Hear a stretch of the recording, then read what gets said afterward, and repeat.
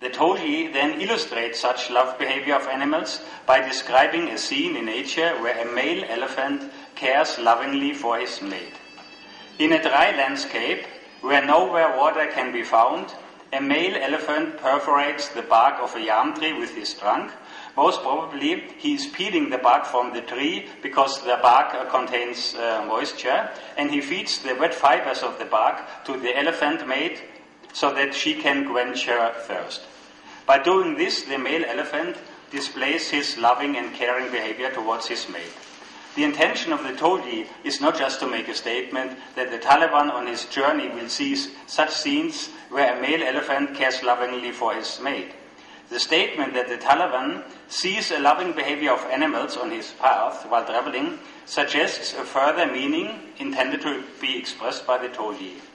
When the Taliban witnesses the loving and caring behavior of the male elephant towards his mate, he will be reminded of the Talavi at home, who does not experience the same kind of love and care as the female elephant does, and who suffers from loneliness. The sight of the affectionate behavior of the male elephant towards the female elephant will evoke the Taliban's own affection towards the Talavi in his mind, in his heart. It will prompt in him the wish that he must care in the same way for the Talavi as the male elephant does for the female elephant, and these thoughts and wishes will speed up his mission and ensure a quick return. The suggested or extended meaning of this image is therefore that the Taliban will soon return and care for the Talavi. So the Talavi should not worry anymore. Through this message, the Toji tries to console the Talavi. As you can see, there is no parallel meaning between each and every caropodal, but the meaning expressed is by all the caropodal, by the scene as a whole. Yes. So I have only 5 minutes left. Now, as I said, an analysis of the imagery in Sangha literature shows that the images are not always clear-cut, distinguished images of either the Ulurai or the Irachi, as I have presented now, here, in these 2 poems. In the following, I have 2 examples of images which can be analyzed as dual functional. They are both Ulurai and Irachi at the same time. For lack of time, I will only present the first one, that is Pisirandhaiyar B4.flv.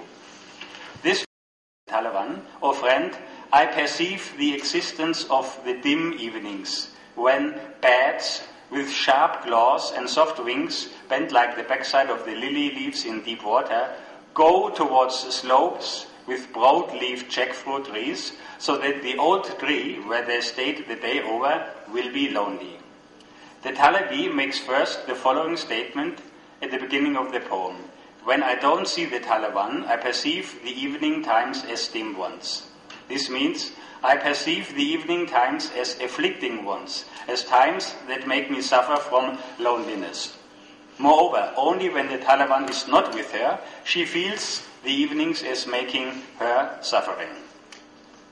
Embedded into this statement is a subclause, in which the Talavi describes a scene in nature she watches during the evening time. Bats, who had stayed the whole day over in an old tree, which is their home, leave that old tree and fly towards a slope which is full of jackfruit trees. That is to say, the bats fly in search for food. The image with the description of the behavior of the bats can be interpreted as having a suggested or extended meaning, that is as an Irachi. When the Talavi sees the scene that bats leave their home, the old tree, she gets reminded that her own state is similar to the one of the old tree. The sight of the old tree being left by the bats makes her think and realize her own situation and why she feels that the evenings are making her so depressive. She is also a home which has been left. Through this Irachi, the Talavi makes then a second statement in the poem. That is, I can understand the reason why evenings are afflicting ones for me. The reason is that I have been left alone. On the other hand, the description of the behavior of the bats in this poem is also an allegory, and thus an Ulurai, describing the behavior of the Taliban. In the same way as the bats have left their home, the old tree, and flown to a slope with jackfruit trees in search for food. In the same way, also the Talawan has left his home, that is the Talavi, and traveled to another country in search for wealth. We have also the formulaic representation where each and every caropodal has a corresponding element on the thematic level, being equated with characters and behavioral activities of the Ahab theme. The image of the behavior of the bats in this poem is therefore dual functional. It is both an irachi, that is a scene of nature with an extended meaning, indicating and explaining the state of the Talavi, her state of loneliness, her state of being left. And at the same time, this image is also an ulurai, that is an allegory describing the behavior of the Talawan. So with the above examples of the poems of Kurundahai, I try to show that the two types of images, that is the ulurai and the irachi, which both have distinguishing features, do not always occur as discrete and clearly distinguished images, as one would assume, but that there are also a number of dual functional images where one and the same image has a double function, both as ulurai and as irachi. Nandri. என்னுடைய நிகழ்ச்சி இன்றைக்கு தான் என்று எனக்கு தெரியாது. இருந்தாலும் எப்பொழுதும் இந்த குறிப்பு மட்டும் கையில் இருக்கிறது, அதனால் மனத்திலும் இருக்கிறது. அதனால் நான் ஆங்கிலத்தில் பேசுவதா தமிழில் பேசுவதா என்றால், இரண்டு பேர் ஆங்கிலம் பேசிவிட்டதனால் நான் உங்களுக்கு தமிழிலும் ஆங்கிலத்திலுமாக பேசுவதாக நினைக்கிறேன். என்ன விளங்க வேண்டும். முதல்ல நாம் நினைக்கிற கருத்து அவையோருக்கு போய் கிடைக்க வேண்டும்.